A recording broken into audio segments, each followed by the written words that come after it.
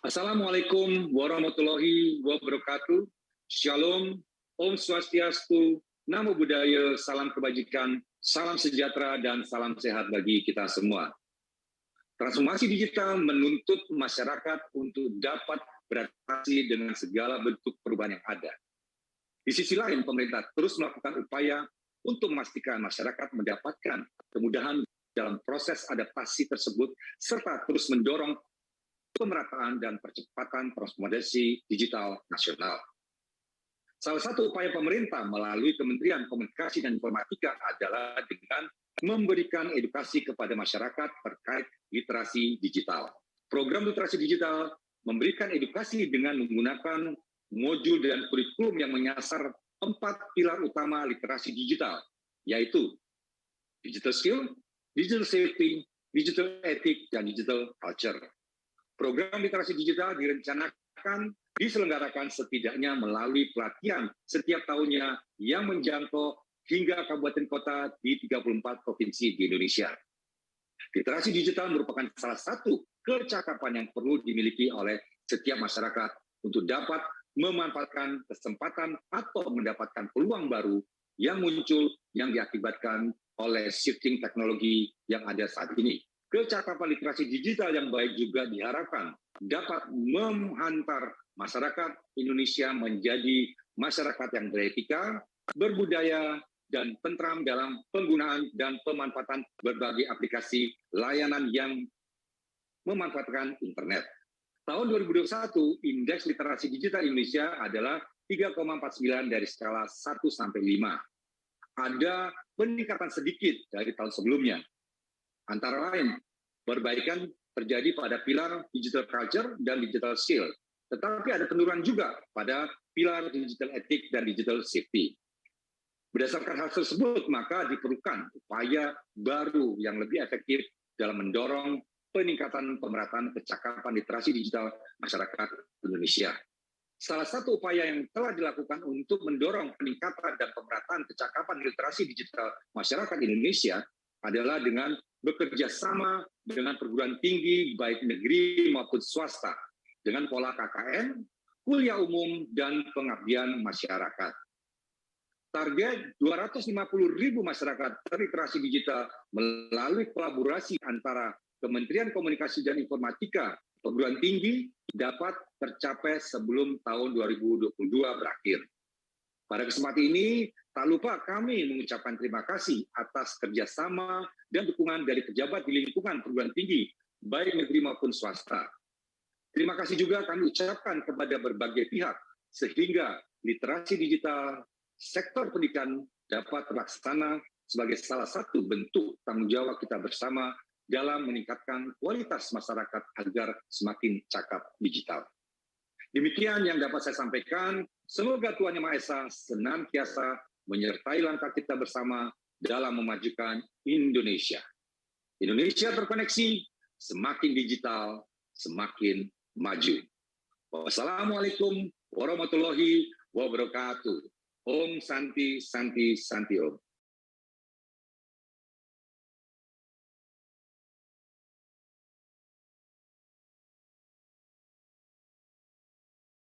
Terima kasih. Assalamualaikum warahmatullahi wabarakatuh. Selamat siang, salam sejahtera. Om Swastiastu, Namo Buddhaya, Shalom.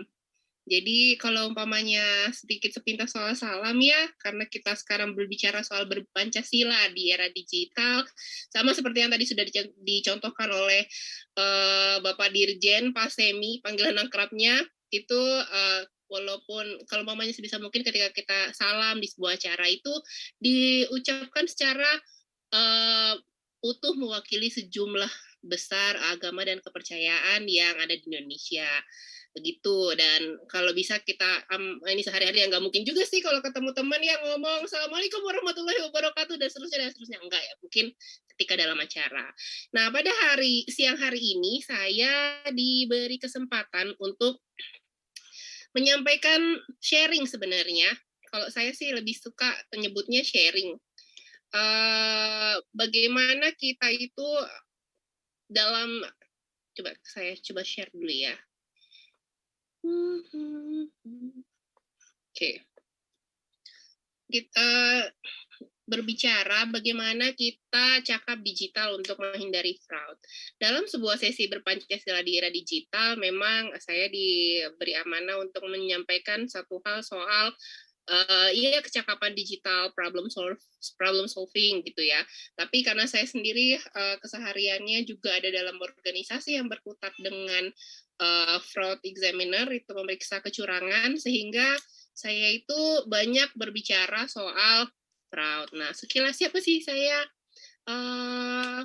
For your information, FYI, kata anak Jakarta Selatan, itu saya lahir tahun 89, aktif di politik, saya menjabat di partai politik sebagai wakil ketua di Provinsi DKI Jakarta untuk Partai Nasdem, tapi sehari-hari saya bekerja di parlemen sebagai koordinator tenaga ahli untuk partai yang sama. Jadi berkutat dengan segala banyak isu, tapi yang paling penting dan membuat saya sering bertemu dengan mahasiswa adalah karena saya juga certified fraud examiner yang berurusan dengan fraud, maka saya juga menjadi Director of Academic di ACFT Indonesia Chapter. Terus fraud itu apa sih? Nanti kita akan bahas ke belakang. Tapi saya ingin mulai dari Pancasila dulu. Kita dengar baru-baru ini sempat viral seorang pejabat publik itu kemudian mengundurkan diri karena salah mengucapkan salah satu sila dalam Pancasila. Jadi kalau saya boleh ikut mengajak adik-adik untuk ikut membaca Pancasila, karena saya sendiri terus terang kalau umpamanya ditanya apa sih Mbak sila yang keempat, saya juga mungkin akan belepotan. Yang pertama, ketuhanan yang Maha Esa. Yang kedua, kemanusiaan yang adil dan beradab. Ketiga, persatuan Indonesia. Keempat, kerakyatan yang dipimpin oleh hikmah kebijaksanaan dalam permusyawaratan perwakilan. Dan yang kelima, keadilan sosial bagi seluruh rakyat Indonesia. Saya kutip dari website BPIP, jadi insya Allah tidak salah. Walaupun saya belum tentu hafal. Nah, tapi ini adalah Pancasila. Ketika zaman Orde Baru, itu banyak kelima sila ini kemudian diturunkan dalam butir-butir Pancasila yang kemudian dididik ke masyarakat, baik dari anak siswa sampai ke orang tua, tapi itu belum sempat terputus, tapi kita berusaha bagaimana nilai-nilai Pancasila itu tetap diinikan lagi. Tapi mau tidak mau sekarang zaman sudah berbeda. Contohnya sepintas ya, kalau umpamanya kita berbicara soal teknologi dan segala macam berkaitan dengan dunia digital. Nah, kalau zaman dulu pendidikan itu terbatas, hanya kita dapat dari guru atau dosen di ruang kelas, atau kita mungkin les privat dan ikut bimbel, dan alat pembelajarannya juga terbatas, mungkin dari buku atau majalah atau dari menggunakan papan tulis. Dan sekarang tidak terbatas, contohnya adik-adik sekarang belajar dari webinar, ya kan? Dan secara lintas ruang. Kalau dulu kita kepo, kita pengen tahu apa sih ini, kita akan cari artikel atau ke perpustakaan, tanya orang lain. Sekarang enggak, cukup klik search di Google, di Instagram, di Facebook, di sosial manapun yang adik-adik pakai. Dan kalau dulu interaksi sosial itu terbatas, jadi kayak kita berbicara harus bertatap muka. Mentok-mentok kalau nggak tatap muka ya pakai sahabat pena gitu kan, saling berkirim surat atau kartu pos, tapi itu pun juga ya terbatas lah. Nah sekarang interaksi sosial tanpa batas. Sekarang kita bisa webinar bareng, saya di Jakarta, teman-teman adik-adik di kota lain, di Sidoarjo, atau banyak terobosan-terobosan dilakukan antar negara ketika mereka melakukan pertemuan sosial dan segala macam itu ya via digital gitu. Dulu dan kini berbeda. Lalu bagaimana sebenarnya kehadiran digital diri kita ketika kita saat ini sudah di masa digital. Nah, digital itu salah satu, bukan peneliti digitalnya ya, tapi salah satu yang memerhatikan soal perubahan-perubahan perilaku masyarakat. Itu salah satu yang pertama adalah Klaus Schwab, di mana Schwab ini yang salah satu yang pertama menyebutkan adanya revolusi industri keempat, 4.0, yang kalau sekarang katanya sudah mau masuk 5.0. Nah, salah satu hal yang saya kutip dari pemikiran beliau adalah bahwa kehidupan digital itu sulit dipilah dari kehidupan fisik, jadi nggak bisa dipisah. membangun, mengelola kehadiran digital kita sudah jadi hal yang biasa, sama kayak kita mikir hari ini pakai baju apa ya, oh tadi saya mikir saya harus pakai baju batik kayaknya ya biar bagus gitu. Lalu saya makan siang apa ya hari ini, atau sebelum kuliah sempat jajan apa ya. Itu udah sama seperti itu ketika kita melakukan upload atau mendownload sesuatu dari digital, sehingga orang mampu cari dan mendapat informasi, menyampaikan gagasannya bebas aja, mau ngobrol apapun suka-suka dia gitu. Menemukan dan ditemukan, kayak saya search orang atau orang search saya ya, gampang banget. Kalau dulu kan susah ya. Nah, dan juga mengembangkan, memelihara relasi secara virtual dimanapun di seluruh dunia. Yang dulu mungkin teman kita hanya tetangga sekampung, sekarang teman kita bisa tetangga benua gitu, bukan cuma sekedar bukan dari negara tetangga saja, tapi bisa beda benua gitu. Karena dukungan teknologi. Tapi dampak positifnya apa sih? Dampak positifnya ada beberapa hal, ada transparansi yang semakin bagus, lalu kita saling terhubung antar individu dan kelompok semakin cepat, lalu kita bisa bebas bicara semakin baik dibanding dulu, lalu penyebaran dan pertukaran informasi juga semakin mudah, semakin cepat.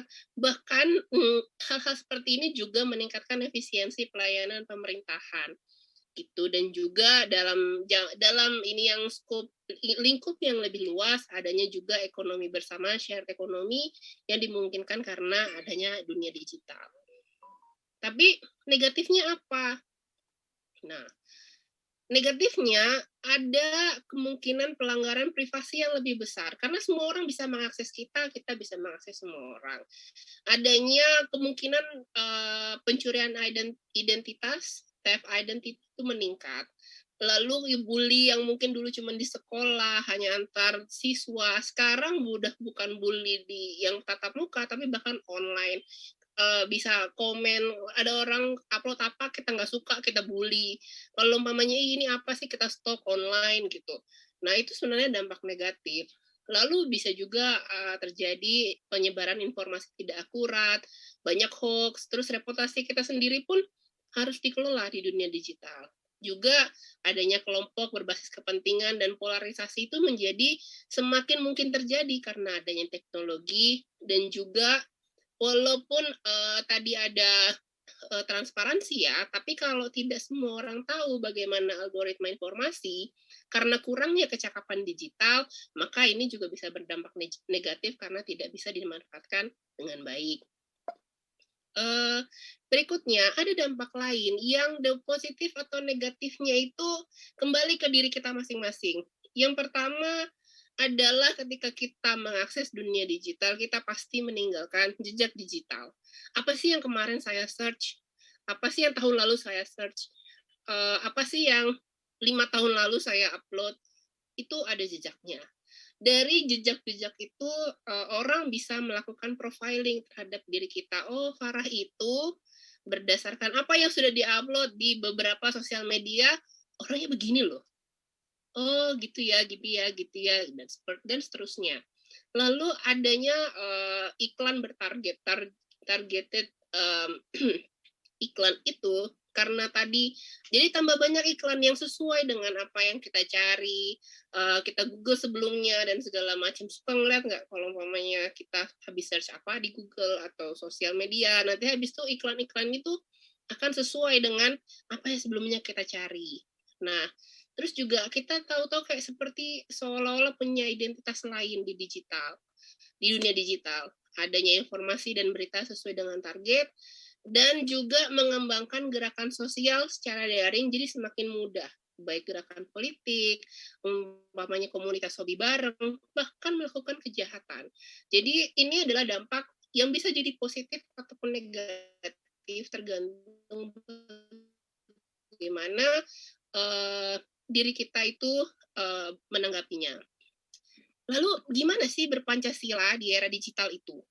Bagi saya, menurut saya, dan mungkin nanti teman-teman bisa sharing, bahwa kalau mamanya kita berpancasila di era digital, jadi kita harus hadir di dunia digital itu dengan nilai Pancasila.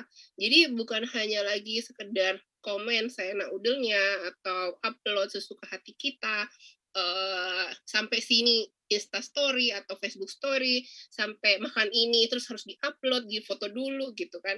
Ya jangan buru-buru begitu. Nah, hadir digital dengan nilai Pancasila adalah pertama, kita harus berperilaku digital sesuai dengan nilai-nilai Pancasila. Tadi ada 5 sila, jadi kalau berperilaku digital harus mempertimbangkan, kayaknya omongan saya ini sesuai nggak ya dengan sila kemanusiaan yang adil dan beradab, umpamanya. Otomatis ketika kita akan komen sesuatu, kita akan lebih mentolerir, berpikir ulang, mungkin orangnya mungkin kasihan kali ya, ada toleransi dan segala macamnya. Dan berkomentar juga dengan mempertimbangkan nilai-nilai tersebut. Jadi kayak apa ya? Jangan sebaiknya juga jangan serta-merta misu. Mungkin kalau orang Jawa saya nggak tahu, maksudnya orang Jakarta saya nggak tahu misu nggak. Kebetulan saya sempat besar di Surabaya, Gresik, jadi ya lumayan tahu misu lah gitu. Nah itu jadi harus dipertimbangkan, bertutur kata juga dengan yang baik, upload itu juga yang baik, dan menambah wawasan yang memperkuat nilai-nilai Pancasila dan menjadikan Pancasila sebagai panduan memecahkan masalah. Nah, gimana kok jadi Pancasila bisa jadi panduan memecahkan masalah sih? Bisa loh. Saya sepintas kita kenalan dikit sama Freud. Fraud itu adalah salah satu literal meaning, arti kata secara ininya adalah kecurangan. Jadi fraud itu ya tindakan kecurangan untuk kepentingan pribadi ataupun golongan yang sebenarnya melanggar hukum. Kenapa saya bilang sebenarnya? Karena banyak orang tidak berpikir itu melanggar hukum. Korupsi itu adalah salah satu bentuk fraud.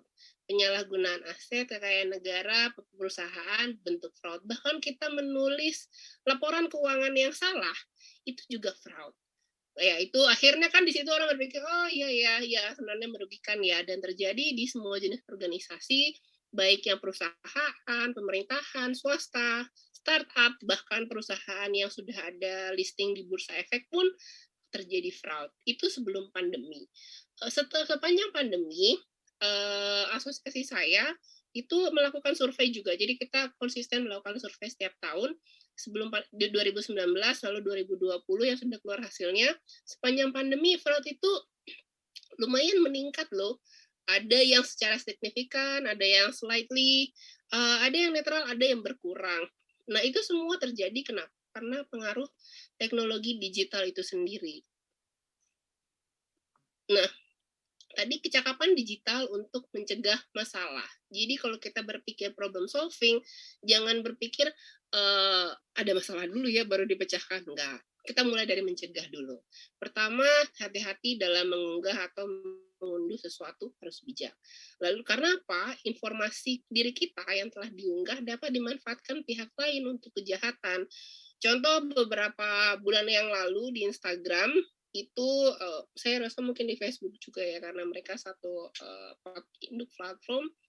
Contohnya adalah trend challenge at yours. Jadi ada satu orang upload, ini mulai dari mie ayam sampai KTP, ini mie ayamku, ini KTP-ku, mana KTP-mu, dan akhirnya diikutin orang untuk ikut upload juga, upload lagi. Dan itu sebenarnya secara tidak sadar kita memberikan informasi diri kita kepada orang lain yang mungkin disalahgunakan. Ada bisa seolah-olah nanti tiba-tiba ada orang yang menyamar jadi kita di sosial media, seolah-olah kita sehingga membuat track record kita itu kok jadinya beda ya gitu. Nah itu kan akhirnya hal-hal yang dari kurang cakap secara digital menimbulkan masalah. Tapi kalau kita cakap secara digital, maka masalah-masalah semacam itu bisa kita hindarin. Lalu track record seseorang itu dilihat dari media sosial juga. Mungkin adik-adik sekarang masih duduk di bangku kuliah, sedikit bocoran informasi, banyak pemberi kerja itu juga memperhatikan media sosial pegawai, calon pegawai, bahkan keluarganya si pegawai tersebut. Mereka melihat orang ini kira-kira cocok nggak ya bekerja di tempat saya gitu. Jadi di dunia kerja banyak sekali background checking, pemeriksaan latar belakang dilakukan tidak hanya secara fisik, tapi juga dilakukan secara digital, melihat dari jejak-jejak digital yang yang tampak dari seorang individu. Maka itu, don't make yourself a victim. Jangan sampai kita sendiri menjadikan diri kita korban, karena kita itu tidak cakap secara digital. Dan ingat nilai Pancasila saat bertindak laku di dunia digital. Kecakapan digital pasti memecahkan masalah. Kalau umpamanya kita lihat sepintas tadi soal fraud, kecurangan, ternyata orang-orang yang karena sekarang terpaksa dan dipaksa melek digital karena pandemi, otomatis mereka lebih mampu mendeteksi upaya-upaya fraud atau mendeteksi fraud yang sudah terjadi, baik dari korupsi, pelanggaran, dan segala macam, itu lebih mudah dideteksi karena melek teknologi, karena cakap secara digital. Dan juga karena cakap secara digital, kita itu mampu membentengi diri kita dari fraud. Jadi orang tidak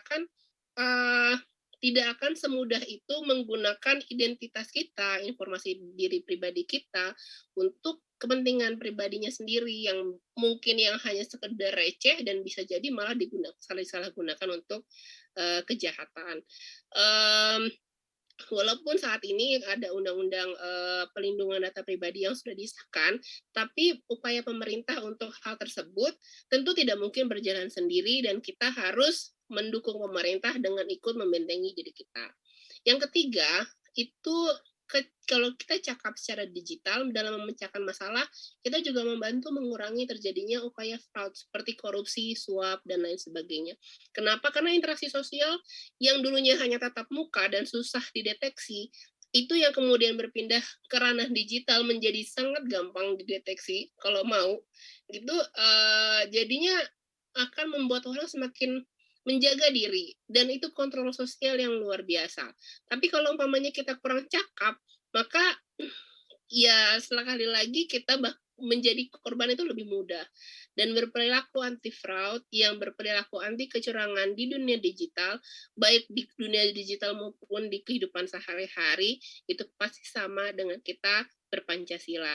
Maka kalau umpamanya kita berusaha menghindari kecurangan, membantu mendeteksi kecurangan, berperilaku anti fraud di dunia digital, itu bagi saya sebagai orang yang berkecimpung di dunia anti fraud itu sama dengan berpancasila di era digital. Baik, sekian dari saya sebagai pengantar diskusi, mungkin agak overtime dikit, tapi mungkin nanti kalau ada teman-teman, adik-adik mau berdiskusi, saya tunggu.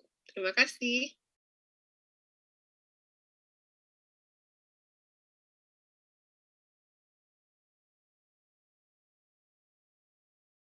Assalamualaikum warahmatullahi wabarakatuh.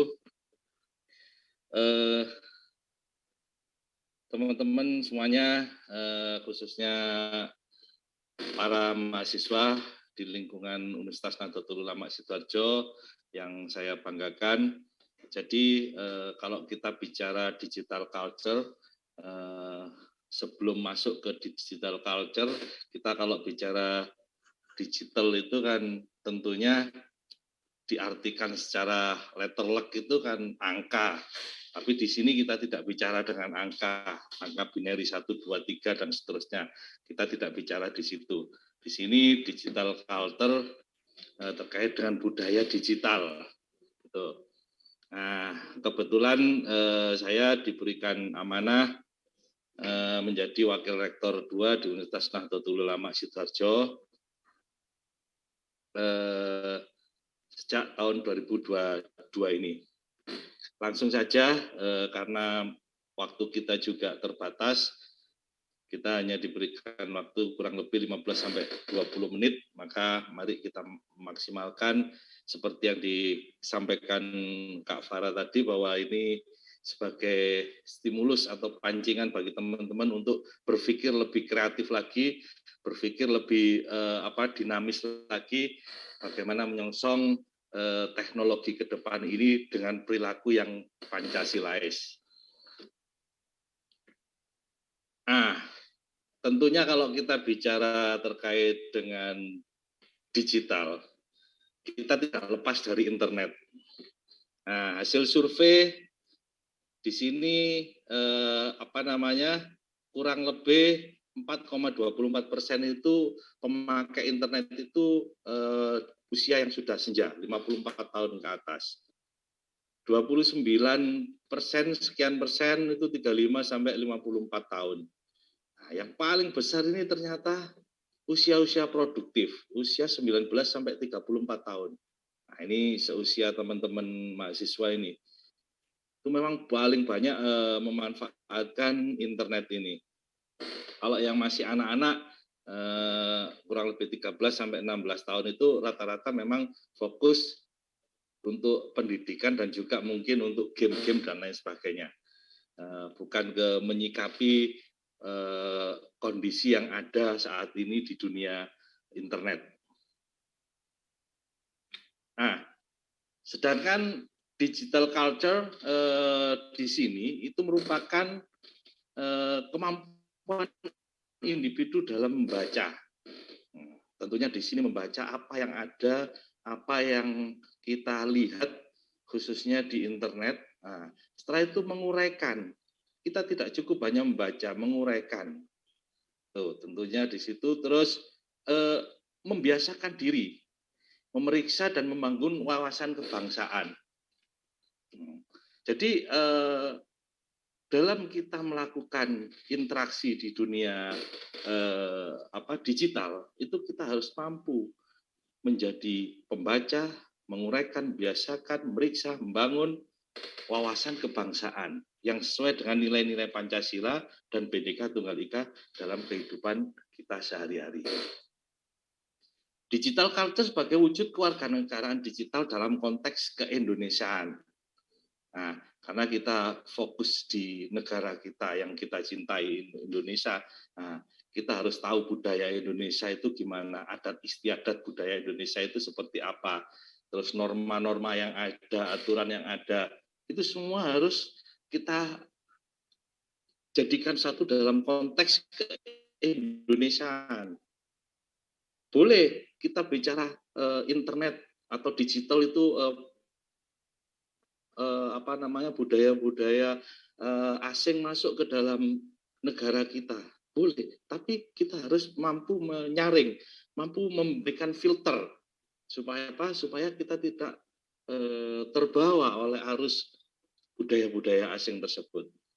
Syukur-syukur kita mampu merubah budaya tersebut dan kita kita masukkan budaya-budaya kita untuk merubah budaya-budaya yang kurang baik. Nah, kalau di sini kan tentunya ada dampak positif, dampak negatif. Adanya teknologi itu tentunya ada dampak positif, ada dampak negatif. Kalau dampak positifnya, ya kita lebih dimudahkan dengan adanya teknologi. Kita lebih terbantu. Kalau dulu belajar, kita belajar harus ke ke perpustakaan, kita harus mencari literatur dan lain sebagainya. Sekarang kita cukup mengandalkan nenek moyang kita atau biasa kita sebut dengan Google. Cukup dengan Mbak Google kita sudah bisa mencari apa yang kita butuhkan. Nah, hal-hal seperti ini sebenarnya bagus, mempermudah kerja kita. Akan tetapi kalau kita salah gunakan itu akan berakibat yang kurang baik. Berikutnya, kompetensi digital individu difungsikan agar mampu berperan sebagai warga negara dalam batas-batas formal yang berkaitan dengan hak, kewajiban, dan tanggung jawab dalam uang negara.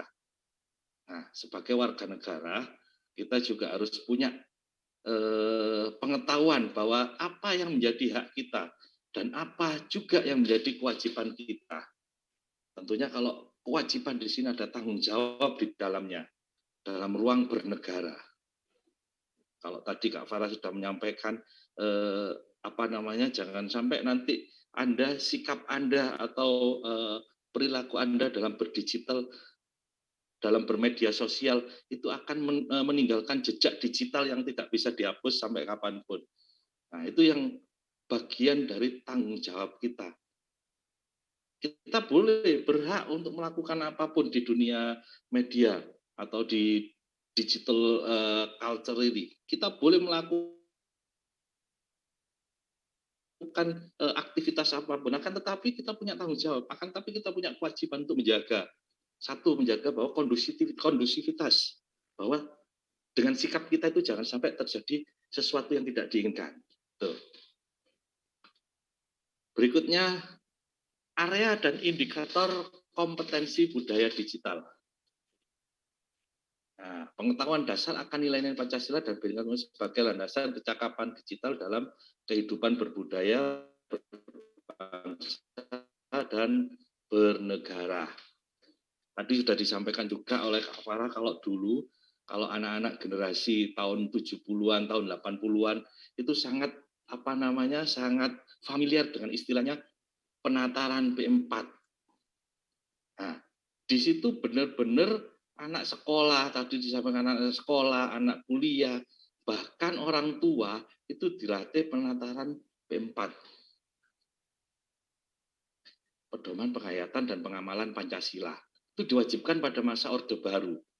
Nah, tentunya itu semua kan ada istilah setiap masa ada orangnya dan setiap orang ada masanya. Nah, di sini tentu kalau metode itu diterapkan dengan anak-anak saat ini, saya rasa juga belum begitu tepat. Karena apa?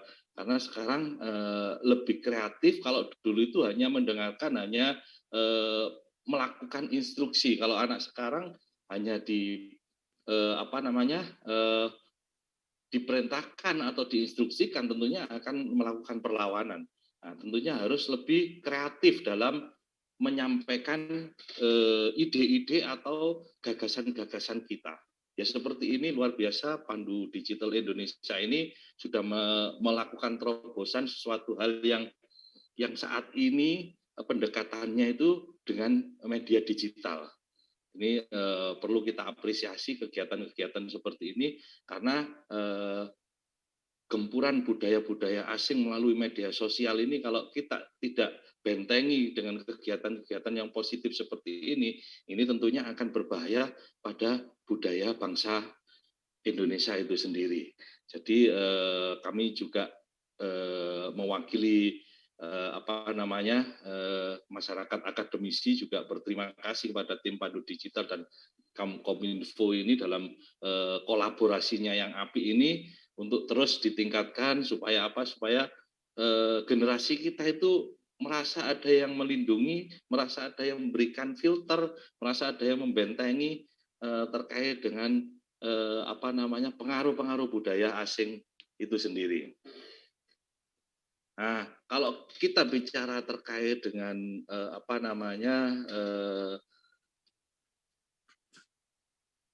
digital budaya atau digital culture ini, tentunya kita harus mampu bersikap atau bagaimana berselancar di dunia media, khususnya di digital ini, untuk selalu menjaga apa yang harus kita tahu, apa yang harus kita lakukan. Kita tahu konsekuensi apa atau resiko apa yang akan terjadi ketika kita memposting atau membuat berita sesuai dengan yang kita ketahui. Tentunya kita harus tahu nanti konsekuensi di belakangnya.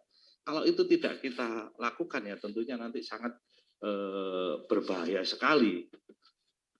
Karena semua itu mengandung resiko.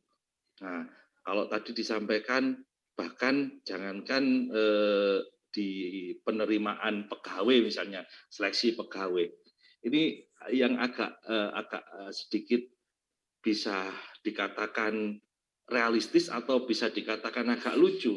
Bahkan sampai mencari jodoh aja untuk teman-teman ini nanti itu orang tuanya itu mencari informasi dari misalnya media sosialnya, dari Facebooknya, dari Instagramnya, atau dari Twitter dan lain sebagainya. Itu sampai dicari sampai di sana. Seperti apa sih? Bisa jadi dari posting-postingan teman-teman, postingan foto bersama, sikapnya atau status-statusnya seperti apa. Itu akan dinilai. Itu yang dikatakan tadi oleh Kak Farah sebagai jejak digital. Itu kita harus persiapkan dari sekarang. Jadi 5-10 tahun yang akan datang, teman-teman ini sudah harus mempersiapkan dari sekarang. Kalau misalnya teman-teman saat ini semester 2, nanti rencananya di 4 tahun lagi sudah lulus, sudah bekerja. Nah, berarti sekarang sudah harus mempersiapkan itu. Jangan sampai status-statusnya atau foto-fotonya itu nanti menjadi merugikan kita sendiri. Itu yang tidak kita inginkan bersama. Maka dari itu sikap kita dalam berbudaya, berbangsa dan bernegara ini harus mencerminkan nilai-nilai Pancasila itu sendiri. Nah, ini yang luar biasanya bangsa Indonesia itu. Kalau bangsa Eropa itu satu bangsa dipikul oleh sekian negara. Di Indonesia ini banyak bangsa dipikul oleh satu negara, yakni Negara Kesatuan Republik Indonesia. Nah, ini luar biasa bangsa Indonesia. Negara Indonesia ini memikul berbagai suku bangsa yang ada, dijadikan satu kesatuan yang berlandaskan Pancasila itu sendiri. Nah, ini sebenarnya beberapa literatur saya baca itu banyak yang mulai melirik. Apa sih kehebatan dari Pancasila itu? Kok suku bangsa? Kalau kita lihat di sini ya, Indonesia itu terdiri kurang lebih 17.000 pulau sekian. Etnisnya 1.300, bahasa daerahnya kurang lebih 741. Nah, di sini ada 6 agama resmi dan kurang lebih 245 aliran kepercayaan. Berbagai macam seperti itu masih bisa menjadi satu kesatuan yang luar biasa yang disebut sebagai Negara Kesatuan Republik Indonesia. Nah, ini yang patut kita syukuri. Kadang kita sebagai bangsa Indonesia itu lupa akan hal-hal yang seperti ini yang sebenarnya kita harus syukuri ini semuanya. Bukan hanya kelemahannya aja yang kita angkat. Nah, kita mudah bikin status di media sosial, di Facebook atau di mana, mengkritik sana sini. Toh belum tentu kita juga bisa melakukan hal yang bisa dilakukan oleh pemimpin-pemimpin kita. Yang paling utama adalah kita mampu memberikan nilai meskipun itu kecil. Misalnya nilai kedamaian. Minimal kita tidak membuat huru-hara, tidak membuat sesuatu yang gaduh. Itu sudah luar biasa. Bentuk kontribusi kita sebagai pencerminan dari nilai-nilai Pancasila itu sendiri. Nah, kalau dari diri kita saja tidak mampu, bagaimana kita akan mengendalikan atau mengajak teman-teman kita untuk bisa berkontribusi kepada negara.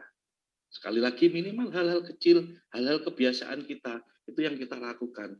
Kalau itu sudah menjadi suatu budaya atau suatu karakter bagi diri kita, maka karakter itu yang akan merubah kondisi yang ada saat ini. Nah, karakter dan misi budaya digital menjadikan nilai-nilai Pancasila dan Bhinneka Tunggal Ika sebagai landasan kecakapan digital. Nah, ini sekali lagi nilai-nilai Pancasila itu yang kita utamakan. Nah, apalagi teman-teman ini mayoritas peserta pada seminar webinar kali ini rata-rata dari teman-teman Universitas Nahdlatul Ulama Sidoarjo, tentunya dari organisasi Nahdlatul Ulama Sidoarjo. Ini kalau ada pertanyaan bagaimana Pancasila itu togut dan lain sebagainya, sekarang kita balik. Pertanyaannya, apakah ketuhanan yang Maha Esa itu melarang orang untuk percaya kepada Tuhan? Justru di situ perintahnya ketuhanan yang Maha Esa. Kita menjalankan perintah untuk beribadah kepada Tuhan yang Maha Esa. Itu sangat agamis sekali, sangat spiritual sekali kalau menurut saya. Nah, ini yang nilai-nilai kecil ini tentunya nanti kita banyak sharing, monggo nanti kita bisa berdiskusi lebih lanjut karena kita juga keterbatasan waktu. Yang kedua, mewujudkan nilai Pancasila dan Bhinneka sebagai panduan karakter dalam beraktivitas di ruang digital. Memang kalau membentuk suatu karakter itu, kalau menurut saya pribadi itu ada dua. Satu harus dipaksa, yang dua harus diberikan iming-iming atau reward. Dipaksa dalam artian kita nanti harus membuat regulasi atau ketentuan supaya orang melakukan sesuai dengan keinginan yang harus kita atau tujuan yang kita ingin capai. Yang kedua, contoh kecilnya di keluarga misalnya. Kita orang tua menginginkan anaknya berhasil di sekolah. Tentunya kamu harus belajar, bikin aturan, belajar dari jam sekian. Karena menjadi kebiasaan, itu akan membentuk karakter. Kalau sudah terbiasa, karakter akan muncul. Tanpa disuruh akan belajar. Begitu juga yang kedua tadi, dengan reward misalnya. Kamu kalau berhasil belajar, nanti akan saya kasih hadiah. Nah, itu bagian dari membentuk suatu karakter.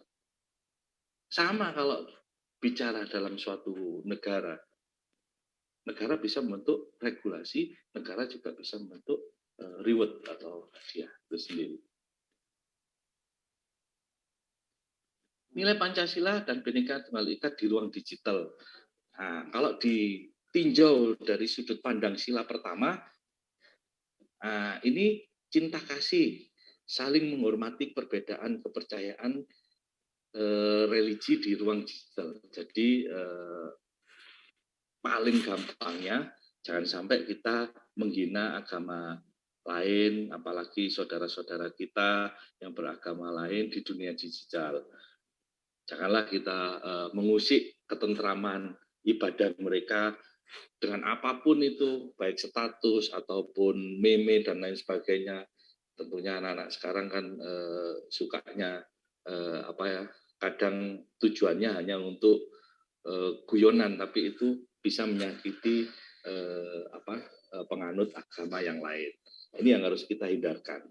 Yang kedua, nilai kesetaraan, memperlakukan orang lain dengan adil dan manusia di ruang digital. Paling gampangnya ini, kalau kita tidak mau dilukai orang lain, artinya perasaannya, jangan kita melukai. Kalau kita tidak mau dibully, ya jangan membuli orang lain. Prinsipnya, jangan bikin gaduh di media sosial. Supaya apa? Kondisi tetap terjaga. Sesuai dengan nilai-nilai Pancasila, khususnya sila kedua ini. Yang ketiga, kita harus mengutamakan kepentingan Indonesia di atas kepentingan pribadi atau golongan di ruang digital. Nah, ini nanti sebentar lagi sudah mulai masa politik, musim politik. Jadi kita sebagai generasi muda, generasi yang berpendidikan, tentunya kita harus mampu memilah mana yang itu kepentingan negara, mana itu kepentingan pribadi atau kepentingan golongan, yang tentunya di situ kita harus mampu memposisikan diri sebagai seorang yang berpendidikan, baik dalam bersikap, baik dalam berstatus maupun dalam tingkah laku kita, khususnya di dunia digital itu sendiri. Yang keempat, demokratis, memberi kesempatan setiap orang untuk bebas berekspresi, berpendapat di ruang digital. Jadi bahwa ruang digital itu bukan milik kita, bukan hanya milik kita, bukan hanya milik kelompok kita, bukan hanya milik golongan kita, bahwa di situ itu ada beraneka ragam orang yang memanfaatkan atau memakai dunia digital itu. Jadi jangan pernah membatas-batasi itu.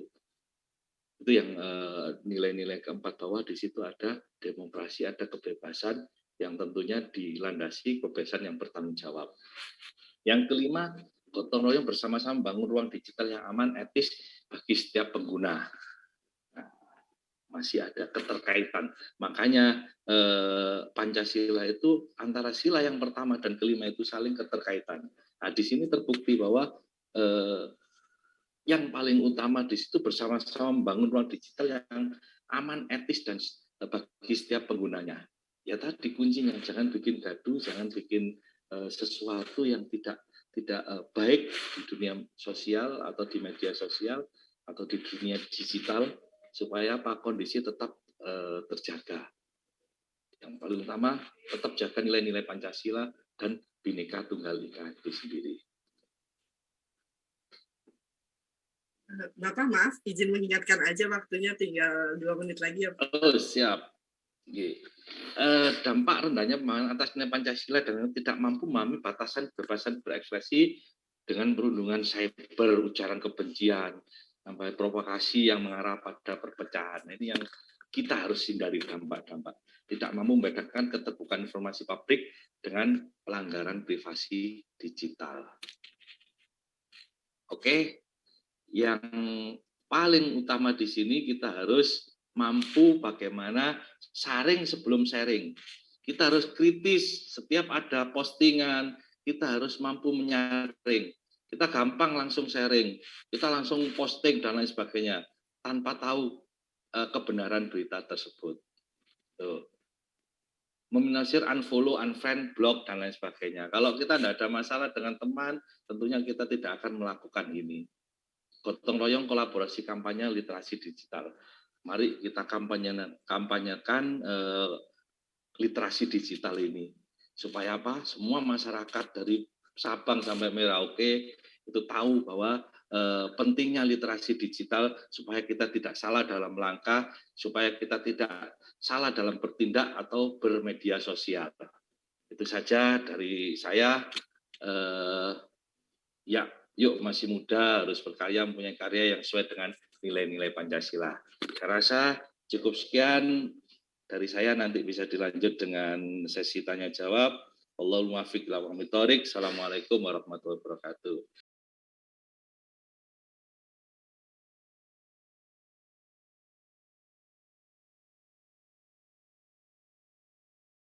Nah, baik. Terima kasih teman-teman sudah sabar menunggu ya. Saya lanjutkan. Tadi sudah disampaikan juga oleh narasumber pertama dan kedua bagaimana literasi digital saat ini, bagaimana problem solving-nya, bagaimana kecakapan digital yang harus kita kuasai, pun juga seperti apa budaya digital kita sangat berpengaruh pada era digital saat ini, khususnya dalam hal kita berpancasila. Nah, saya sebagai narasumber ketiga ini saya ingin melengkapi saja gitu ya apa yang telah disampaikan tadi dari sisi critical thinking atau digital safety. Jadi bagaimana kita sebagai pengguna internet, pengguna digital saat ini gitu ya, kita tetap bisa mengamalkan nilai-nilai Pancasila tentunya untuk melindungi akun kita dan perangkat kita dalam hal biar tidak kena penipuan dan juga kejahatan digital atau cybercrime gitu ya teman-teman. Nah, sebelum masuk lebih lanjut, izinkan saya memperkenalkan diri dulu. Nama saya Rizky Febriana. Saat ini saya menjabat menjadi Head of Mental di Kaizen Room, salah satu perusahaan yang bergerak di bidang Human Capital Development ya, fokusnya pada pelatihan ilmu komunikasi juga gitu ya, dan juga pelatihan public speaking dan juga pelatihan bisnis. Kemudian saya juga pandu Digital Indonesia, salah satu program inisiatif dari Kominfo. Kemudian saya juga bisnis coach Rumah Siap Kerja, ya, program inisiasi dari Bapak Sandiaga Uno. Kemudian dulunya saya sempat bekerja di program pelatihan untuk UMKM dari Google Indonesia kurang lebih 5 tahun.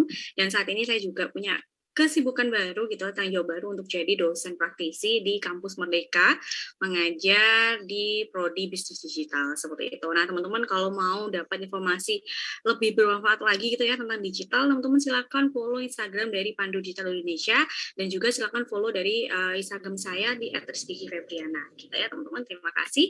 Nah, menanggapi karena kita memang di era digital gitu ya, kita perlu alasan lagi nih. Apakah kenapa sih Kak kok kita ini harus sangat secure gitu ya, sangat memikirkan gimana teknologi ini benar-benar merubah kebiasaan, behavior juga ya, kebudayaan dan juga tingkah laku kita dalam kehidupan sehari-hari. Teman-teman, ini fakta ya. Ini penelitian dari Iwa Sosial tahun 2002 kemarin di bulan Februari, dan mungkin sekarang nilainya juga sudah bertambah gitu ya, bahwa rata-rata pengguna internet di Indonesia ya, jika di rata-rata dari total populasi sudah mencapai 73,7%, bahkan sekarang mungkin sudah lebih dari itu gitu ya. Ini berarti bahwa apa teman-teman, pengguna internet di Indonesia sudah sangat banyak gitu ya. Kemudian rata-rata penggunaan sehari-hari kurang lebih 8 jam 36 menit teman-teman. Jadi hampir 9 jam pengguna internet di Indonesia gitu ya. Mungkin teman-teman di sini anak-anak dari Sidoarjo juga salah satu pengguna internetnya.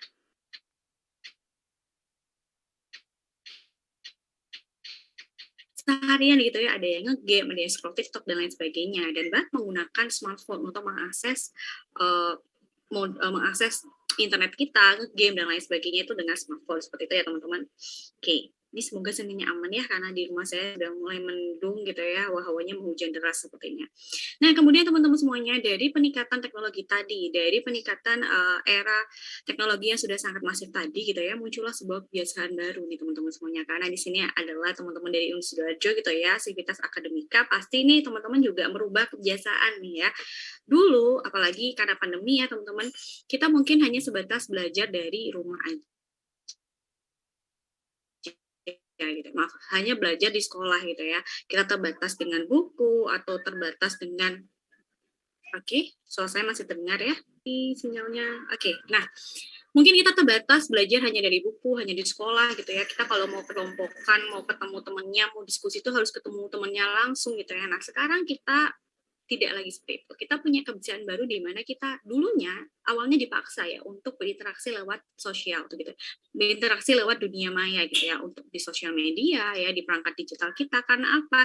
Dibatasi dengan adanya pandemi. Kita nggak boleh kumpul-kumpul, kita nggak boleh bertemu dengan teman dan dosen kita secara langsung gitu ya. Kita dipaksa untuk hanya berinteraksi lewat media maya, media digital gitu ya, dunia maya gitu ya. Kita dipaksa untuk hanya kelasnya by Zoom, kalau mau diskusi harus cuma telepon, nggak boleh ketemu langsung seperti itu. Nah, itulah salah satu keuntungan ataupun kebiasaan yang muncul atau kemajuan teknologi. Nah, dengan bertambahnya atau maraknya aktivitas digital inilah gitu ya, yang dilakukan mengharuskan kita untuk peduli pentingnya memproteksi perangkat digital kita yang kita miliki. Sama seperti kalau kita lagi sering keluar rumah gitu ya, misalnya lagi musim hujan ya, terus kita lagi sering keluar rumah, berarti kita harus punya perlindungan ekstra. Kita harus, oh ya udah berarti aku siap-siap bawa payung setiap hari karena sekarang udah musim hujan. Layaknya seperti itu. Atau teman-teman kalau sekarang lagi udah mulai kuliahnya offline lagi gitu ya, harus ke kampus lagi, oh berarti sekarang yang cewek-cewek, yang cowok-cowok juga ya mungkin saya harus rajin pakai sunscreen gitu karena saya harus sering keluar, seperti itu. Nah, sama nih teman-teman, karena aktivitas kita digital juga semakin meningkat, berarti kita juga harus mempersiapkan proteksi untuk melindungi perangkat dan juga akun digital kita ya, biar tidak merugikan kita nantinya gitu ya. Memang teknologi ini atau transformasi digital ini juga memudahkan pekerjaan kita, tapi juga memunculkan kebiasaan-kebiasaan baru. Nah, orang-orang yang tidak bertanggung jawab inilah juga melihat peluangnya teman-teman, karena kebiasaan baru tersebut juga menimbulkan banyaknya kejahatan digital di dunia digital atau cybercrime. Nah, biar makin paham, kita harus tahu dulu apa itu keamanan digital. Jadi, keamanan digital adalah suatu proses untuk memastikan pengguna layanan digital, baik secara daring dan luring, dapat dilakukan secara aman ya. Entah itu bertransaksi, berkomunikasi, dan lain sebagainya, itu dilakukan secara aman. Serta kemampuan individu dalam mengenali, mempolakan, menerapkan, menganalisis, dan juga meningkatkan tingkat keamanan digital dalam kehidupan sehari-hari. Nah, teman-teman mohon maaf ya, karena rumah saya di pinggir jalan nih ya, tiba-tiba ada tahu bulat lewat. Semoga teman-teman nggak terganggu konsentrasinya ya, tetap fokus ya, ini hiburan aja biar nggak ngantuk ya. Karena tadi saya lihat nih foto wajah-wajahnya ya di Zoom udah mulai menyandarkan tangan gitu ya, nyadar kepala. Nah, semoga teman-teman nggak ngantuk ya, ada hiburan sedikit. Nah, kemudian teman-teman ada 5 kompetensi keamanan digital yang harus teman-teman kuasai supaya makin paham. Oh, kalau berarti Mbak, kalau saya punya perangkat digital A, B, C, berarti saya harus amannya seperti apa gitu ya. Nah, yang pertama mengamankan perangkat digital, kemudian mengamankan identitas digital. Jadi beda ya. Setiap perangkat digital mungkin ada identitasnya gitu ya. Tapi kalau kita nggak punya perangkat pun, rasanya kita mungkin punya identitas digital. Misal seperti sosial media dan lain sebagainya. Kemudian mewaspadai penipuan digital, kemudian memahami rekam jejak digital, lalu memahami keamanan digital bagi anak. Nah, nanti kita akan bahas satu-satu ya teman-teman. Oke. Lalu berkaitan dengan judul tadi gitu ya, udah dikasih tahu, oh keamanan digital itu seperti itu Kak, kita harus tahu gitu ya perangkat digital dan juga akun digital seperti apa. Lalu tiba-tiba kita dapat situasi yang seperti teman-teman, tiba-tiba dapat hadiah langsung dari WA atau dari SMS, kita selamat Anda mendapatkan hadiah sekian juta, atau tiba-tiba ditelepon dari pihak bank minta PIN ATM, minta kode OTP gitu ya, terus ditawarin, oh boleh nggak Kak share nomor pribadi dan juga namanya, kita ada ini Kak, ada evaluasi bla bla bla gitu ya, yang memang mencurigakan. Nah, itulah pentingnya kita punya karakter yang kritis gitu ya. Karakter apa sih Kak yang cocok sekarang? Mungkin teman-teman di Gen Z dan juga Gen milenial ya, atau yang alpha saat ini tuh pasti punya pemikiran kritis gitu ya. Ketika ditawarin, mau nggak ini ada hadiah nih 10 juta, kamu cukup untuk nge-share link ini gitu. Misal seperti itu teman-teman. Nah, hati-hati, bisa jadi itu salah satu indikasi terjadinya penipuan digital seperti itu. Nah, Saya langsung kasih contoh aja teman-teman gimana kita gitu ya sebagai pengguna digital harus punya pemikiran yang kritis ya. Adanya modus social engineering gitu ya, ketika suatu waktu gitu ya, maaf, ada yang menelpon dan juga mengaku sebagai customer service atau staff dari pihak bank atau kartu kredit, asuransi dan juga instansi bidang keuangan lain gitu ya. Lalu nelpon kita gitu bilang kalau kakak menang atau gini aja, kakak mohon maaf ada update di bank kita gitu ya, ada update sistem di bank kita kak. Nah kakak mau nggak kak ini supaya tidak ada perubahan biaya administrasi di kakak gitu ya, boleh nggak kak kita update, kita tetap di administrasi yang lama kak, jadi kakak nggak akan dapat charge dan lain sebagainya, tapi silakan kak nanti saya kirim kode OTP-nya gitu ya dan lain sebagainya. Jadi mereka menciptakan situasi palsu agar target menjadi bagian dari situasi tersebut. Nah teman-teman hati-hati, bisa jadi adalah modus social engineering yang memang mentargetkan kita sebagai sasarannya gitu ya. Nah sekarang mungkin teman-teman pertanyaannya, kok bisa sih kak kita jadi target dari modus social engineering gitu ya? Kok bisa sih kak mereka tahu data-data kita, mereka tahu kita punya rekening di sini, mereka tahu bahwa kita nomor telepon kita dan lain sebagainya. Nah teman-teman itu bisa terjadi kalau kita tidak menjaga gitu ya data diri kita, dan itu bisa terjadi ketika data pribadi kita bocor gitu ya teman-teman. Nah makanya kita harus tahu dulu nih jenis-jenis data pribadi yang seperti apa yang harus kita lindungi dan juga potensi kejahatan apa yang bisa terjadi dengan data pribadi kita jika jatuh ke tangan orang yang tidak semestinya. Oke, ada dua jenis data pribadi ya teman-teman, data pribadi bersifat umum dan juga data pribadi bersifat spesifik. Nah, data pribadi bersifat umum ini teman-teman mulai dari nama lengkap, jenis kelamin, kewarganegaraan, agama, dan juga data dikomunikasikan untuk identifikasi seseorang. Nah, ini data-data ini biasanya ada di KTP ya teman-teman, NIK, agama, kewarganegaraan, dan juga jenis kelamin. Nah, data-data ini bersifat data yang bersifat umum. Maksudnya apa, Kak? Jadi data ini biasanya masih bisa kita gunakan untuk keperluan administrasi. Tapi sifatnya tetap rahasia, teman-teman ya. Jadi adik-adik di Unpad Sidoarjo jangan sampai sembarangan gitu ya ngasih data di KTP. Entah minta foto KTP-nya atau di fotokopi gitu ya. Sekarang kan zamannya udah teknologi udah canggih ya, teman-teman. Kalau bisa, kalau menumpukan persyaratan apapun, kalau bentuknya soft file, silakan dikasih watermark KTP-nya. Jadi biar nanti kalau ada apa-apa, terjadi hal-hal yang tidak diinginkan, kita tahu sumbernya dari mana nih kebocoran datanya, karena ada watermark-nya. Seperti itu. Nah, kemudian selanjutnya adalah data pribadi bersifat spesifik. Ini tuh lebih spesifik, benar-benar spesifik dari seorang tersebut gitu ya, dari mulai sidik jari, iris mata, bentuk wajah, data genetika, catatan kejahatan, data pribadi keuangannya, dan lain sebagainya. Jadi teman-teman, data pribadi ini juga data pribadi harus kita lindungi. Jadi nggak boleh sembarangan di-share, nggak boleh sembarangan diberikan ke orang, dan harus kita jaga dengan jaga data pribadi kita. Saya sering loh Kak menemukan misal ada semacam riset atau semacam mengisi form gitu ya Kak, terus diminta data pribadi. Sebenarnya apa sih Kak potensi kejahatan yang bisa terjadi dengan data pribadi ini?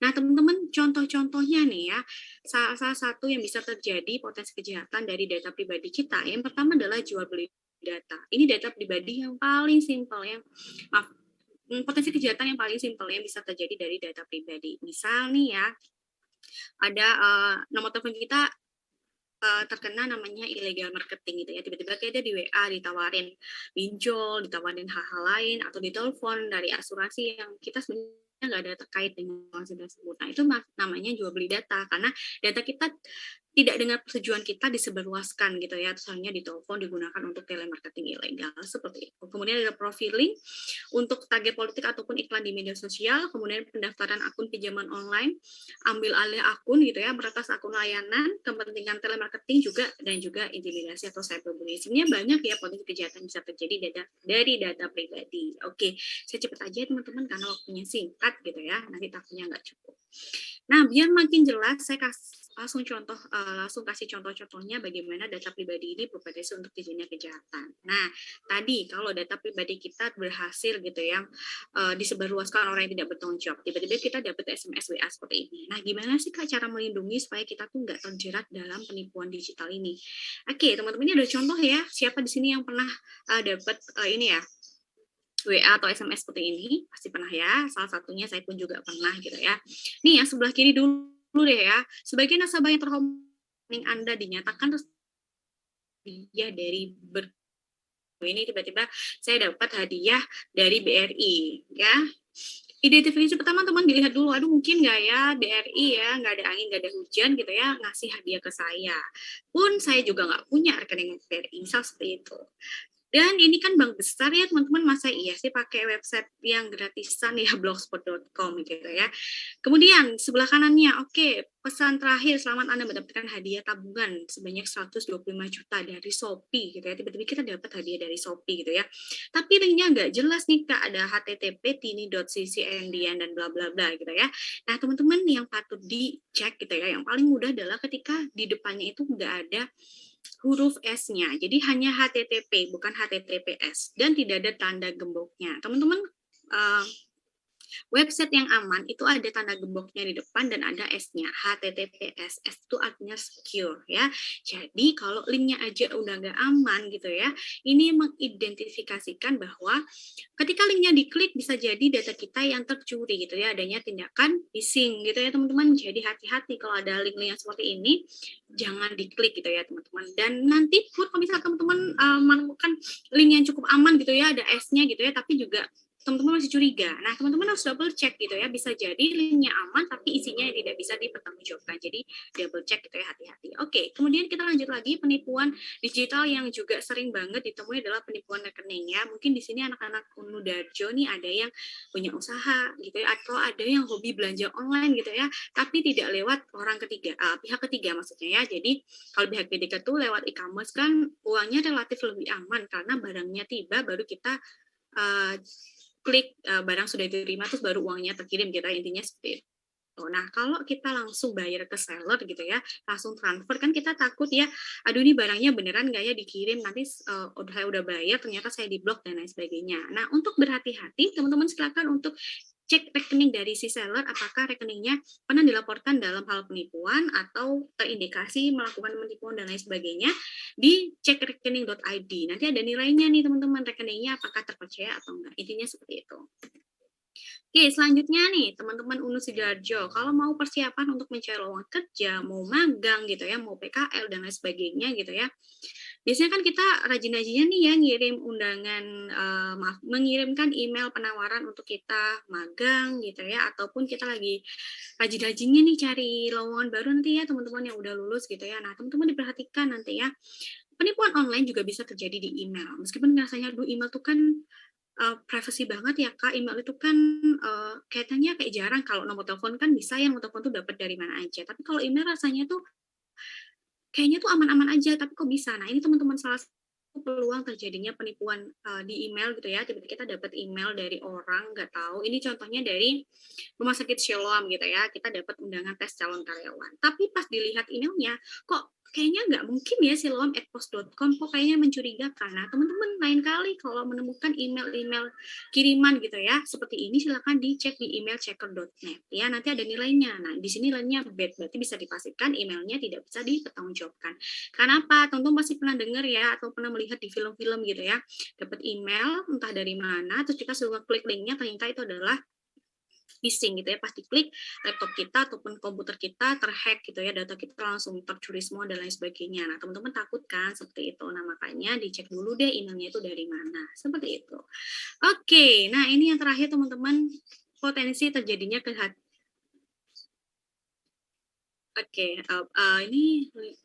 nah teman-teman, salah satu potensi terjadinya kejahatan juga ini bisa terjadi dari media sosial ya teman-teman. Nah ini mungkin saya kurang, teman-teman Unudarjo ini sempat tidak, tapi dulu saya sempat lihat challenge ini dan saya pun tidak ikut challenge ini gitu ya. Ada challenge at yours, teman-teman boleh berikan suaranya di kolom chat gitu ya. Saya mau cek ombak nih, dari tadi kan saya udah ngomong ya, saya pengen tahu deh suaranya anak-anak Darjo nih. Teman-teman dulu pernah nggak melihat challenge atau malah pernah ikut challenge at yours? Jadi ini tuh di Instagram gitu ya, muncul pertanyaan nama lahir kamu, foto KTP kamu, ataupun tanda tangan kamu, nama panggilan kecil kamu, nama bapak kamu, nama ibu kamu, dan banyak lagi gitu ya, pertanyaan-pertanyaan yang dirasa lucu awalnya gitu ya. Terus kita diminta untuk menjawab, terus di-share di story kita. Jadi balas-balasan gitu loh, challenge-nya tuh at yours. Pernah menemukan atau pernah mengikuti teman-teman UNU?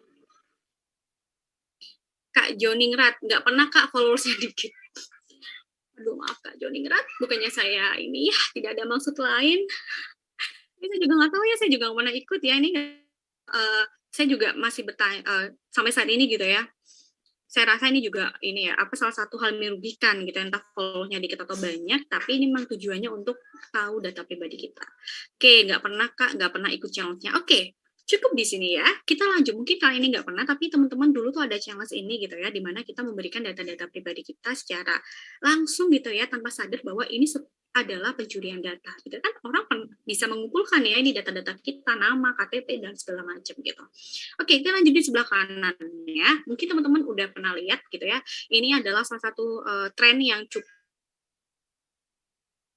cukup naik waktu itu ya di TikTok, tapi beberapa bulan yang lalu gitu ya, di mana waktu itu lagi baru keluar ini iPhone 14 gitu ya. Terus di situ dimasukkan adalah ketika kita nggak punya uang gitu ya, kita melarinya kemana? Pay letter. Nah, di pay letter kan kita ada kewajiban untuk memfoto KTP kita dengan wajah. Nah, ini dijadikan challenge ya, difoto, divideokan. Nah, padahal teman-teman bahayanya di sini adalah orang bisa capture atau bisa menyimpan video ini. Ini saya aja bisa ya kan.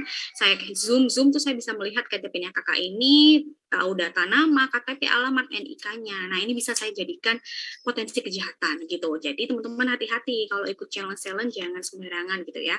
Oke, yang terakhir deh ini pasti teman-teman pernah lihat dan juga mungkin pernah ada yang membuat A Day in My Life. Ayo siapa di sini yang sering muncul di FYP-nya A Day in My Life dari influencer atau dari tiktokers yang teman-teman ikuti, atau bahkan di sini ada yang pernah bikin video A Day in My Life?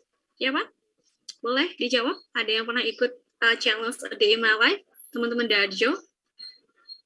Ada nih Kak siapa nih? Kak Joningrat, Kak Rizka, Kak Khairunisa, Kak Zarotun, Kak Finanti pernah Kak? Oke ya, berarti tahu semua ya video ini ya, challenge ini. Oke, pernah ya. Kak Joningrat belum pernah Kak, hidupnya gitu-gitu aja. Oke, semangat Kak Joningrat ya. Baik teman-teman yang pernah lihat video ini ataupun yang pernah bikin, oke mulai sekarang harap lebih berhati-hati. Oke, saya tidak bilang bahwa A Day in My Life ini salah satu video yang dilarang atau harus tidak boleh dilakukan, no, tapi harus berhati-hati dengan konten yang akan di-share. Jadi A Day in My Life ini kan ada yang memang memberikan kehidupannya tuh dari mulai bangun tidur sampai tidur lagi gitu ya, bahkan semuanya dari mulai dia kosnya di mana, rumahnya di mana, keadaan kamarnya seperti apa, rumahnya seperti apa, jalannya kemana, makanan favorit dia apa, kemudian kalau dia kerja ataupun kuliah lewat jalannya kemana, dia kuliahnya di mana, bahkan tahu teman-temannya siapa, dan lain sebagainya. Jadi informasi itu tuh sangat-sangat lengkap. Nah, inilah bahaya dari oversharing, teman-teman ya. Tadi kalau teman-teman ingat di depan ada salah satu bahaya kalau kita data pribadi tersebar adalah profiling. Jadi dari situ ada oknum-oknum yang sudah bisa membaca ngeprofiling kita. Oke, namanya ini, tinggal di ini, temennya ini, data dirinya A, B, C, D, E gitu ya. Nah, akhirnya dijadikan potensi kejahatan. Entah dia nelpon temennya untuk dijadikan penipuan, entah data-data kita nanti disebar untuk jadikan sebuah skenario penipuan dan lain sebagainya gitu ya. Bahkan ada yang dia emailnya adalah ngebuka paket, tapi dia memperlihatkan alamat paketnya dan lain sebagainya. Akhirnya terketahuan kan ya. Nah, pesan saya di sini adalah teman-teman untuk tidak overshare gitu ya. Jadi nggak semuanya harus di-share gitu ya. Kalau mau bikin A Day in My Life boleh, tapi kalau bisa tidak semua informasi di-share gitu. Karena apa? Orang-orang di luar sana bisa memanfaatkan informasi-informasi tersebut untuk dilakukan atau dijadikan potensi kejahatan digital. Seperti itu ya teman-teman. Jadi mohon diperhatikan. Jadi lebih hati-hati lagi mulai sekarang. Oke, terakhir teman-teman. Kalau teman-teman jadi salah satu korban penipuan ya amit-amit gitu ya, kalau misalnya nanti ada sanak saudaranya juga, silakan lapor di patrolicyber.id, atau kalau teman-teman menemukan konten-konten yang dirasa meresahkan gitu ya atau dapat menimbulkan kerugian, silakan dilaporkan ke adukonten.id ya, atau di layanan.kominfo.co.id. Kemudian untuk memeriksa atau untuk melakukan langkah preventif gitu ya, teman-teman mulai sekarang misal takut, aduh Kak, jadi kepikiran nih Kak, email saya kira-kira bocor nggak ya, email saya kira-kira pernah ke-hack nggak ya? Nah, sekarang saatnya teman-teman untuk melakukan pengecekan. Silakan dibuka website dari periksadata.com gitu ya, dimasukkan alamat emailnya, nanti bisa terlihat atau apakah email kita pernah terjadi pencurian data atau terhack. Nanti ada tulisannya gitu ya, teman-teman, jadi silakan dicoba dari sekarang. Jadi kalau misal ternyata sudah pernah tercuri, waduh langsung ganti password ya teman-teman, lebih baik kita dari sekarang untuk mencegah gitu ya. Oke, terakhir teman-teman, sebagai langkah pengamanan, tips pengamanan yang bisa kita lakukan sebagai data pribadi kita di internet. Yang pertama adalah gunakan password dengan kombinasi alfa, numerik, dan juga simbol. Intinya teman-teman gunakan password yang alay, gitu ya. Semakin alay passwordnya semakin baik, gitu ya teman-teman. Jadi jangan pakai password yang basic, jangan pakai password yang biasa aja. Nama, tanggal lahir, apalagi nama mantan, jangan ya. Kalau bisa pakai password yang susah gitu ya, biar gak gampang ditebak. Kemudian rutin untuk mengganti passwordnya secara berkala, bisa 6 bulan sekali, 7 bulan sekali, 3 bulan sekali gitu ya. Kak, saya pelupa. Oke, pakai password manager. Jadi biar membantu kita untuk gak lupa passwordnya itu apa aja. Kemudian hapus case, apalagi kalau teman-teman pakai perangkat laptop komputer yang ada di rental, ada di lab komputer gitu ya, untuk tidak lupa menghapus case-nya, karena nanti di history kan ada email kita, ada history pencarian kita, dan lain sebagainya. Hindari mengupload video secara over tadi ya, kemudian menggunakan proteksi ganda gitu ya. Hindari menggunakan password yang sama pada semua akun gitu ya. Verifikasi 2 langkah. Kalau misal buka laptop nanti ada pemberitahuan di handphonenya, jadi biar kita nggak kecurian gitu ya, biar tahu kalau ada yang buka email saya nih, saya tahu nih siapa, terus kita tidak menyetujui dan lain sebagainya. Kemudian logout setelah selesai berinteraksi dengan akun Anda, apalagi kalau pakai perangkat di tempat umum. Nah teman-teman, itu tadi yang bisa saya sampaikan, semoga bisa bermanfaat untuk teman-teman. Kemudian juga jangan lupa teman-teman, kalau kelasnya menarik, kalau kelasnya seru, boleh banget untuk upload di sosial medianya masing-masing ya, di Instagram. Jangan lupa untuk tag Instagram dari Pandu Digital Indonesia atau Instagram saya di @vicky_febriana. Dan tentunya teman-teman semoga bisa mengambil hikmah dan juga manfaat dari apa yang saya sampaikan gitu ya. Nanti harapannya untuk narasumber setelah ini bisa bisa melengkapi apa yang telah saya sampaikan ya teman-teman. Jangan kemana-mana, tetap di sini. Nah, selamat sore teman-teman semuanya. Saya kembalikan ke Bu Al. Wassalamualaikum warahmatullahi wabarakatuh.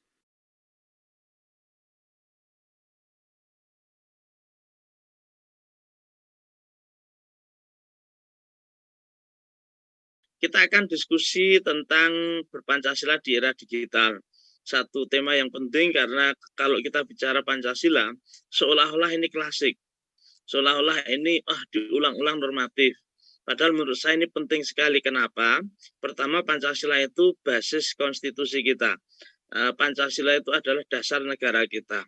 Tapi di sisi lain, Pancasila itu, mohon maaf, masih terpinggirkan dalam proses-proses ekonomi, politik, kebudayaan di negeri ini. Maka menjadi penting untuk terus menggulurakan soal Pancasila di tengah arus neoliberalisme, ekonomi, politik, maupun kebudayaan. Nah, izinkan saya untuk share screen terkait dengan materi ini. Nah, ini adalah materi saya, yaitu berpancasila di era digital. Nah, perkenalkan, nama saya Muhammad Mustafid. Saya Wakil Sekretaris PBNU Daerah Istimewa Yogyakarta. Kemudian Sekretaris Yayasan Nuriman. Ini satu yayasan yang menaungi puluhan pesantren yang berada di cagar budaya Daerah Istimewa Yogyakarta. Keistimewaan Yogyakarta salah satunya itu dibangun atas dasar keistimewaan di bidang kebudayaan dan keagamaan. Nah, saya juga narasumber Pandu Digital Badge Merah. Sejak tahun 2022 ini mau ke arah Pandu Badge Biru, dan juga mengelola satu pesantren mahasiswa namanya Aswaja Nusantara, kan? Bukan Azwaja Nusantara loh ya, tapi Aswaja Nusantara. Oke. Nah, saya akan mulai dari ketika kita bicara Pancasila, kita bicara konteks Pancasila saat ini seperti apa, kan? Era disrupsi. Sekarang orang bilang sebagai disruption era atau era disrupsi. Nah, sebenarnya era disrupsi itu apa? Dan era disrupsi, kalau dalam konteks Pancasila ada 3 hal penting yang perlu kita cermati terkait dengan Pancasila. Pertama adalah globalisasi. Ada ekonomi, politik, kebudayaan, dan keagamaan. Kemudian ada juga kepungan ideologi. Dan ada 3 ideologi besar yang mengepung kita. Pertama, ideologi yang berbasis pada sekularisme, seperti neoliberalisme, baik di bidang ekonomi dan politik maupun keagamaan, seperti radikalisme, ekstremisme, dan atau juga internasionalisme, yaitu fanatisme. Tadi disebut bangsa, dan banyak bangsa, tapi yang kemudian nasionalisme yang dikembangkan itu bukan nasionalisme kebangsaan, tapi nasionalisme etnis, yang kemudian melihat bangsa ini secara katakanlah secara sempit gitu. Kemudian yang ketiga adalah Industrial Revolution. Nah, ketika bicara ini ada kekuatan sains dan teknologi, salah satunya adalah sains dan teknologi di bidang ICT. Nah, ada 3 kata kunci ketika bicara soal ini. Pertama adalah digitisasi, yang kedua digitalisasi, dan transformasi digital. Nah, digitalisasi apa itu? Oke, nanti akan kita bahas satu persatu. Nah, ini saya tegaskan soal fenomena kebangsaan kita, kemudian soal situasi Pancasila saat ini, di mana kita itu hidup di tengah bangsa berdasarkan Pancasila, tapi ada lokus kebangsaan yang hilang. Ada juga lokus kerakyatan yang hilang dan juga lokus keluargaan yang hilang. Nah, padahal ini adalah substansi atau hakikat dari struktur ideologi Pancasila kita. Ini penting untuk kita cermati agar kita tidak tanpa sadar itu hanya dalam proses-proses yang mendi Pancasila atau meminggirkan Pancasila tanpa sadar, tapi ikut memperkuat, mendeepening, kan? Bukan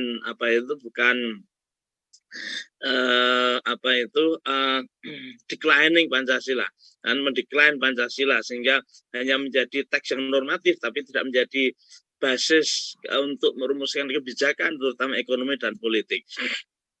Nah, yang tadi saya sebut era digital itu, revolusi Industrial Revolution 4.0, ada digitalisasi, itu perubahan teknologi dari teknologi analog ke teknologi digital, kemudian ada digitalisasi, penerapan teknologi digital dalam berbagai ranah kehidupan, ada ekonomi, pendidikan, budaya, tata kelola pemerintahan, kemudian transformasi digital itu keseluruhan impact atau social impact atau outcome dari proses digitalisasi. Maka kemudian kita misalnya melihat ada digital ekonomi, ada digital education, ada digital governance, sesuatu yang mengubah secara struktural dan sistemik berbagai kelembagaan kita, masyarakat kita, dunia ekonomi kita, dunia pendidikan kita.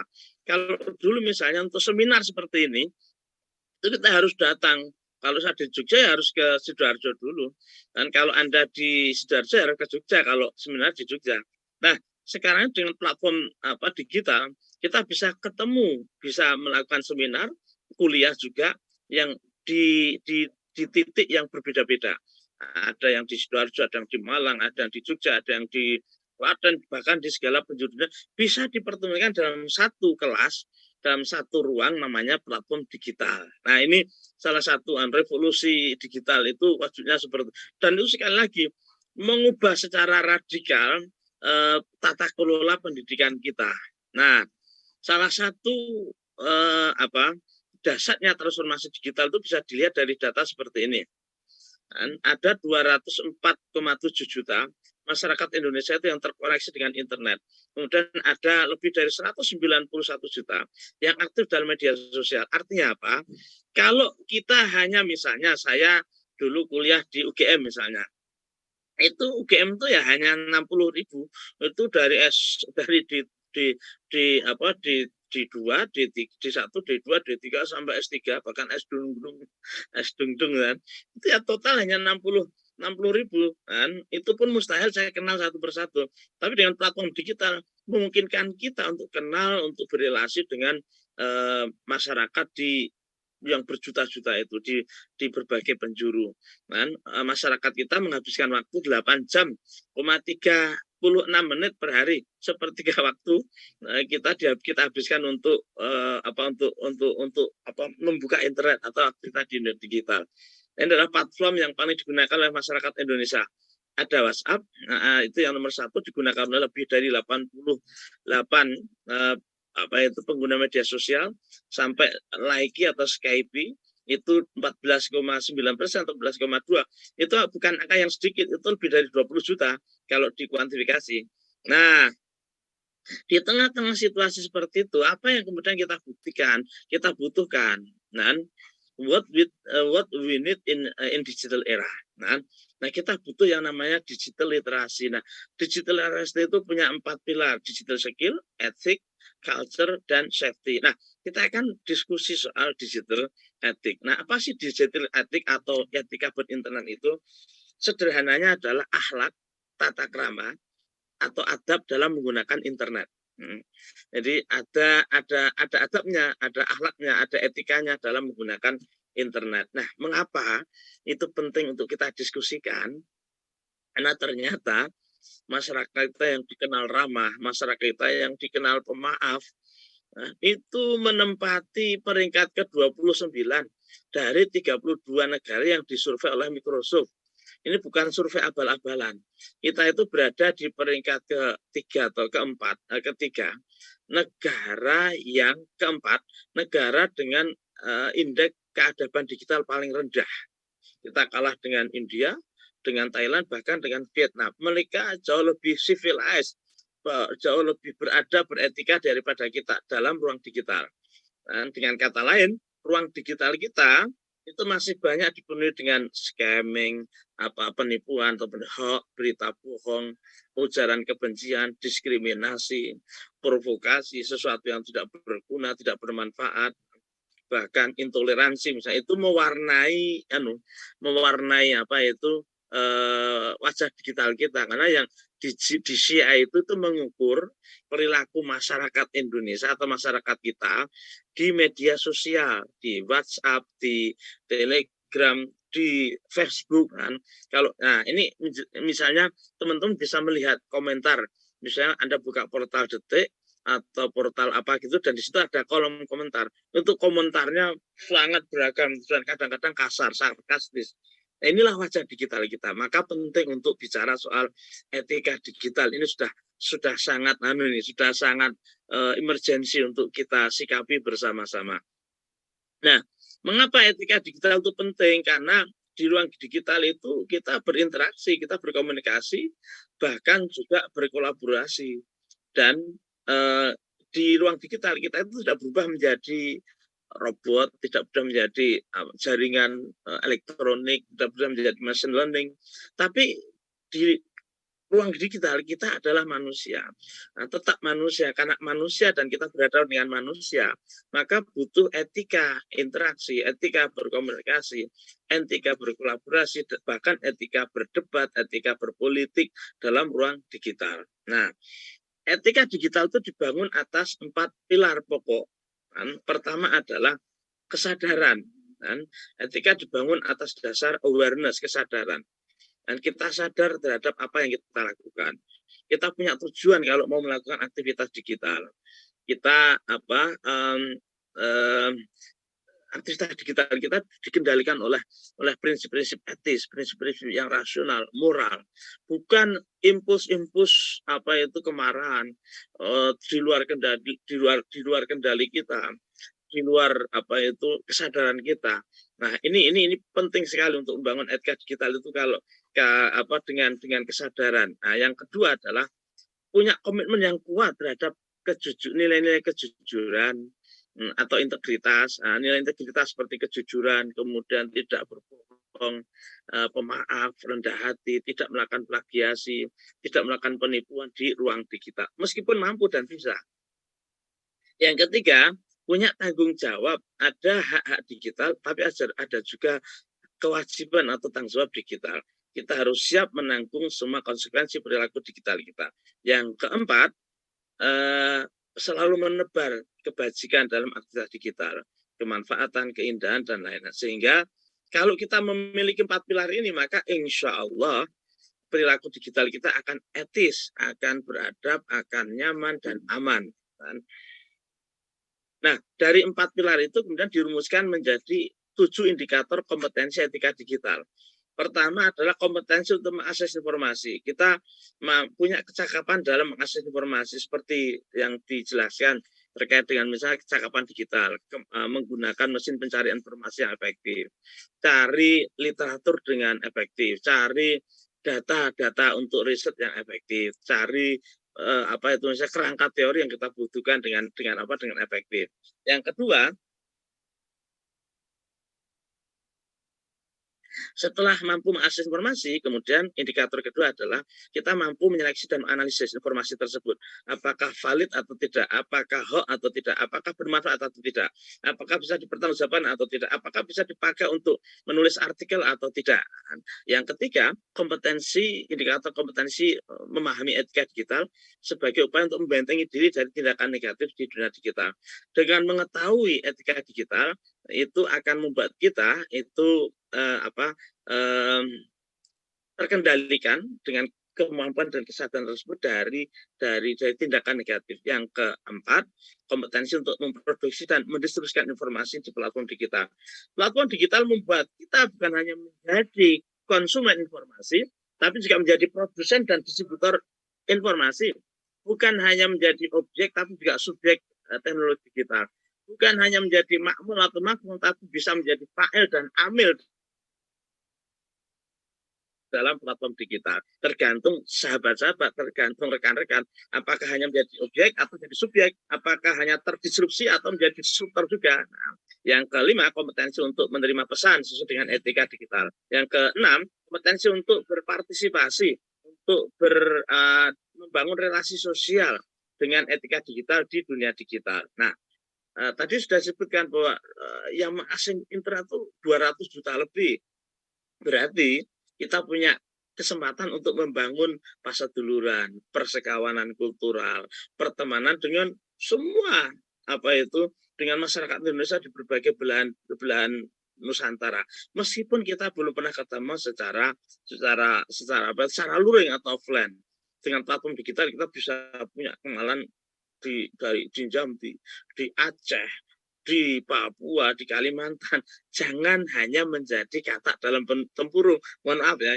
Nah, tapi ini harus kita manfaatkan. Dan itu ada indikator etika digital. Yang ketujuh adalah kompetensi bukan hanya berkenalan, membangun jaringan, tapi juga membangun sinergi kerjasama dan kolaborasi dalam platform digital. Nah, ini beberapa contoh etika digital yang perlu kita lakukan. Kita perhatikan dan kita biasakan. Misalnya, kalau kita menulis email, maka menulis dengan ejaan yang benar dan sopan. Kalau kita posting sesuatu, pakailah ejaan yang benar dan sopan. Ya, tidak menggunakan huruf kapital semua, sebab itu menantang dalam tradisi dunia digital. Membiasakan menulis subjek email untuk mempermudah penerima pesan, menghargai hak cipta orang lain, menghargai privasi orang lain, tidak menggunakan kata-kata jorok, vulgar atau tidak sopan. Selain hal tersebut, ada 6 hal yang perlu kita perhatikan, sebab kita bisa dilaporkan ke polisi ini atau dipersoalkan secara hukum nih, yaitu 6 hal yang melanggar undang-undang ITE. Apa itu? Melakukan aktivitas kesusilaan atau melanggar kesusilaan dalam dunia digital. Yang kedua, melakukan perjudian online. Yang ketiga, melakukan penghinaan atau pencemaran nama baik di dunia online. Maka silahkan bisa Anda melakukan kritik sekeras apa saja, tapi harus hati-hati kalau sudah menyebut nama orang, menyebut jabatan. Sebab kita bisa diserang balik dengan dianggap sebagai pencemaran nama baik. Akan lebih safe kalau kita mengkritik sesuatu itu, jangan menyebut nama orang atau jabatan tertentu. Itu akan safe. Yang keempat adalah melakukan pemerasan atau pengancaman dalam dunia digital. Yang kelima, menyebarkan berita bohong atau menyesatkan yang menyebabkan kerugian atau misalnya fitnah dan lain-lain. Menyebarkan kebencian. Yang keenam, menyebarkan kebencian atau permusuhan berdasarkan sara. Ini harus hati-hati, jangan sampai kita lakukan dalam platform digital. Kemudian juga kita harus menghindari beberapa interaksi negatif. Contohnya misalnya memberi komentar negatif di media sosial, memberikan kata-kata hujatan atau lontaran kata-kata yang negatif. Wah, dasar misalnya. Wah, apa itu? Ya, kata-kata kasar di media sosial, melakukan ujaran kebencian atau cyberbullying. Juga jangan misalnya melakukan hal-hal seperti ini yang pantang dilakukan di media sosial. Curhat masalah pribadi, tiap hari kok complaining, cerita soal kesedihan, kemarahan, kekecewaan. Itu hanya membuat kita reputasi kita runtuh, dianggap tukang komplain, tidak tegar menghadapi masalah. Kalau ada masalah pribadi, jangan ceritakan tuh di ruang publik. menjelekkan orang lain, memulai konflik dalam platform digital, mengejek orang lain di dunia digital, berbagi foto yang tidak pantas, atau misalnya melakukan intoleransi atau ekstremisme atau radikalisme dalam ruang digital. Nah, sebagai kesimpulan, marilah kita syukuri dan naikkan teknologi ini, kita hormati ilmu pengetahuan, kita dukung semua bentuk kemajuan, tapi semua harus dalam konteks untuk mengangkat derajat manusia, dalam bahasa UNU, kan, untuk menegakkan maqasidus syariah. Dan etika ada karena kita adalah manusia. Ruang digital sama dengan ruang nyata, sama-sama membutuhkan etika. Nah, ruang digital adalah ruang baru yang menjadi tantangan bagi bangsa Indonesia untuk mengaktualisasikan Pancasila di ruang tersebut. Kan, ruang digital memiliki karakter yang sama sekaligus berbeda, sehingga membutuhkan strategi khusus untuk pengamalan Pancasila di ruang digital. Oke, terima kasih atas perhatiannya dan mohon maaf atas segala kekurangan. Semoga bermanfaat. Wallahul muwaffiq ila aqwamit thoriq. Wassalamualaikum warahmatullahi wabarakatuh.